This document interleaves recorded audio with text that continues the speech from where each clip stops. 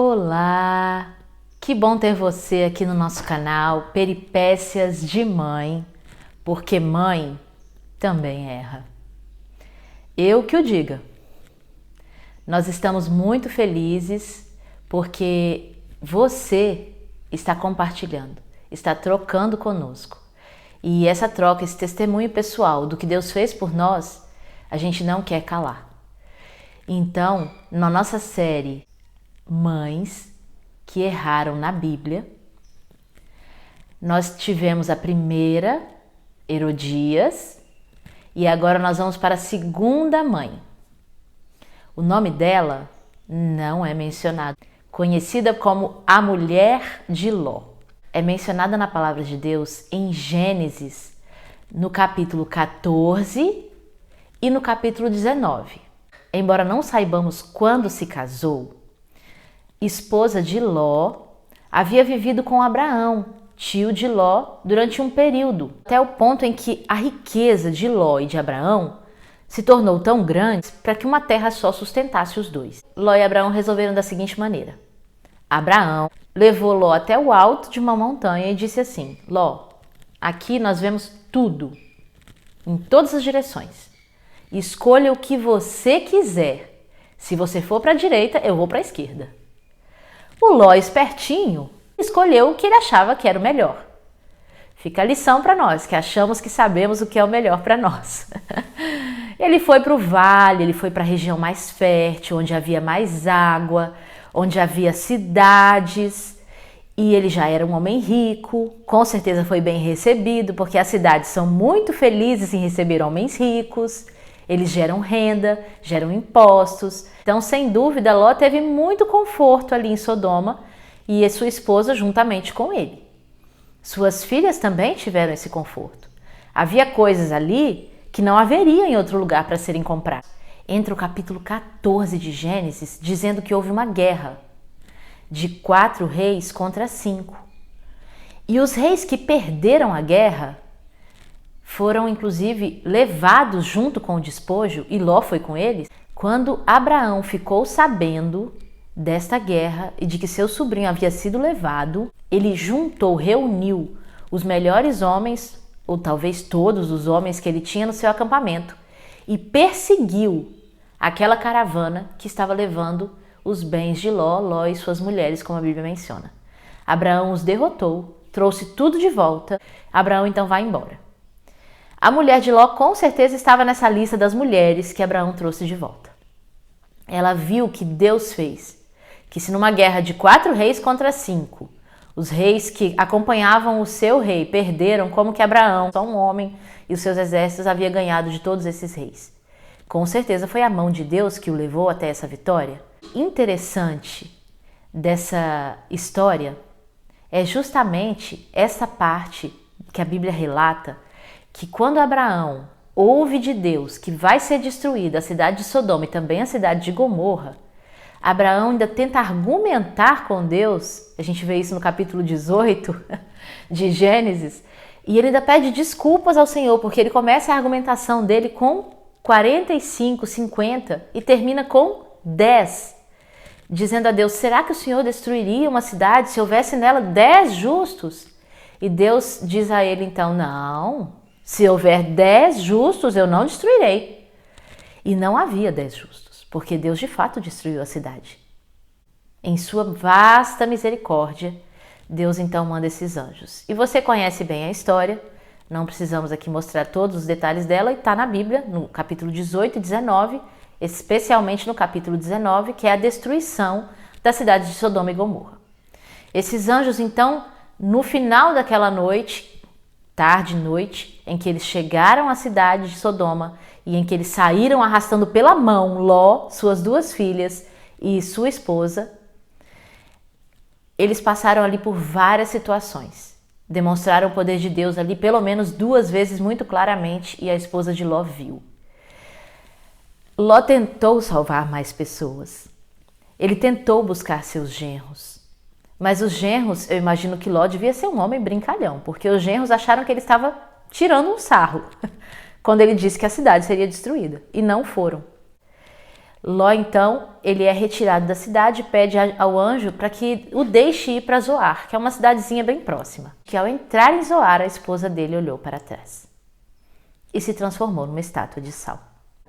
A esposa de Ló estava querendo saber o que ia acontecer com a cidade do seu coração, que lhe havia trazido conforto, comodidade, qualidade de vida em sua visão.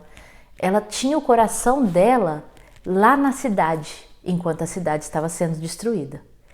E ao olhar para trás, ela demonstra não obedecer a Deus. Eles saíram da cidade de Zoar e foram morar numa caverna. E naquela caverna, as filhas de Ló cometeram um erro muito triste. Eu também não acredito que a mãe dessas duas filhas de Ló, que também não tem seus nomes mencionados na Bíblia, seja culpada pela decisão das filhas de praticar o incesto contra o seu pai, fazendo surgir duas nações inimigas do povo de Deus, Moabitas e Amonitas, naquela caverna. Mas também não há como negar que sim, há uma relação entre mãe e filhas em suas formas de vida no cotidiano. E que se essa mãe demonstrou de alguma maneira não confiar que Deus poderia solucionar ao olhar para trás, que Deus poderia suprir ao olhar para trás, essas filhas demonstraram a mesma coisa ao praticar esse incesto. Porque ambas, vivendo na caverna, imaginaram resolver para Deus o problema. Não quiseram esperar o tempo de Deus, a solução de Deus. Elas quiseram dar uma semente, uma descendência a seu pai. E o fizeram da pior forma imaginável, que foi praticando o incesto contra ele. E olha que é uma história de raros detalhes. Ele inclusive foi embebedado, foi embriagado por elas. É uma situação no mínimo inédita. Na palavra de Deus é a única mencionada. E nos faz refletir muito sobre erro versus confiança. Eu sei que prioridades são uma dificuldade geral. Não é a minha dificuldade pessoal só, mas a dificuldade importante de ser vencida. Elencar as prioridades e colocar a cada dia, cada prioridade em seu devido lugar, Deus no primeiro lugar, a palavra de Deus deixa claro. O esposo ou a esposa em segundo lugar, os filhos em terceiro, não adianta trocar, igual eu já fiz várias vezes, né? Em terceiro lugar, e depois desse terceiro lugar vem então trabalho, amigos, até o próprio trabalho na igreja. E muitos de nós cristãos temos uma dificuldade enorme em priorizar o que é prioridade. Quantas vezes, eu sei disso, eu vivo isso. Eu percebi os meus filhos reclamando de passar o dia todo na igreja. E nós devemos refletir sobre isso, eu principalmente, estamos numa quarentena. Eu percebi, você percebeu, que diferença fez esse tempo a mais que nós ganhamos? Será que nós colocamos esse tempo aonde nessa lista de prioridades? Essa quarentena, por pior que tenha sido para você ou para mim, deve ter deixado lições. Nós sabemos que o mal não é planejado por Deus. Deus não quis assim na morte de ninguém. Mesmo com essa catástrofe, que é a morte na família, a gente pode tirar dela lições para a vida. De tudo que há no mundo, nós podemos tirar lições. Quanto diálogo a mais houve, quanta bênção, essa aproximação, essa formação desse vínculo de forma mais efetiva tem derramado sobre nós. Deus está com as bênçãos lá no céu, todas acumuladas às vezes, porque nós não deixamos elas caírem sobre nós, nos atingirem como família. E agora eu gostaria de deixar claro para você que na parábola de hoje, na ilustração, eu quero dizer para você, do meu coração para o seu coração, que o que eu vou dizer aqui é um testemunho. Ele não quer dizer que você deva fazer o mesmo, porque Deus tem um plano na minha vida e na sua vida. E esse testemunho que eu vou te dar é em relação à minha saúde. Quando a Poliana, minha filha, tinha 1 ano de idade, eu precisei escolher, após 7 meses de luta intensa, pulando de um otorrinolaringologista para o outro, eu fui confrontada pela 4ª profissional. A otorrino me disse o seguinte: você tem uma rotina de que maneira? E eu então descrevi a minha rotina. E ela disse: labirintite, que era a doença que eu tinha. Nesse grau, eu não conseguia parar em pé. Eu vomitava no trabalho, em casa. Eu tinha que me pendurar na parede para descer para o chão e ficar sentada lá por meia hora, 40 minutos para ver se as coisas melhoravam. Porque se eu ficasse insistindo, eu cairia e bateria a cabeça. Eu não tinha domínio das minhas funções. A otorrino me disse: o que você está esperando para diminuir a sua rotina? Depois de analisar todas as ações que eu tinha durante o dia e a noite. Ela disse: com essa rotina que você tem, não há como o remédio fazer efeito. Eu já estava com a 2ª troca de medicamento. E ela suspendeu o remédio. E escreveu um capítulo do livro Ciência do Bom Viver. Me deu o número do capítulo para eu resumir. E pediu para que eu tivesse mais atenção em relação ao meu corpo, em relação à minha saúde. Porque ela disse o seguinte: se você não cuidar do seu corpo, cada pessoa tem um órgão de choque. Aquele órgão que vai ser o primeiro a reclamar, quando o limite tiver sido extrapolado e muito, em relação às forças e à energia. Se você não cuidar do seu corpo, não tiver tempo para você descansar, ter qualidade de vida, fazer as coisas que você valoriza, você não vai sarar. Então arrume tempo na sua agenda para a sua saúde. E a partir daquele dia, passado 15 dias, eu assinei a minha licença. Eu sou professora de História, na verdade não sou mais.